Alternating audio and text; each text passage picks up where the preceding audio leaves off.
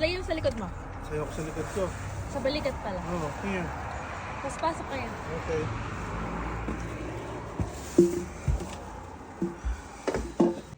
Di pa sa'yo nung walis. Okay, here.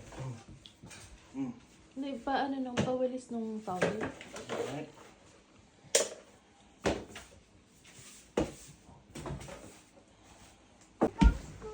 Hindi, may dumi ka sa mata. Punasan mo.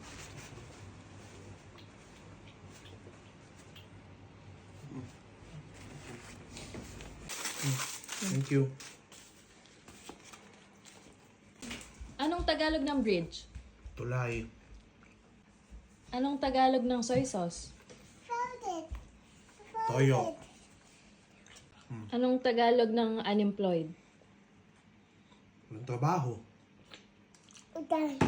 Anong Tagalog ng one? Isa. Yakapit mo ka. Ba, milagro ah. Ngayong araw nga, may nakita akong namamalimos sa labas ng bahay.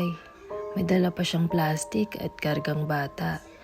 Sa sobrang awa ko nga ay pinapasok ko siya sa bahay. Sabi ko, maupo muna siya at kukuhanan ko sila ng pagkain. At ayun nga, hindi niya napigilan ng kanyang mga luha. Grabe, nakakaawa. Tinanong ko nga siya ulit kung saan siya nakatira. Ang sagot niya ay Tulay. tinanong ko siya kung ano ang madalas niyang ulam at ang sagot niya ay Toyo. tinanong ko kung ilang beses ba siya nakakakain. Sabi niya, Isa. tinanong ko siya kung bakit siya namamalimos at ang sagot niya ay Trabaho. napayakap pa siya sa sobrang tuwa at pasasalamat dahil ilang araw na raw silang hindi kumakain.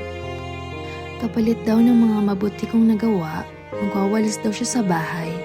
Pakishare na lang itong video para marami pa tayong matulungan.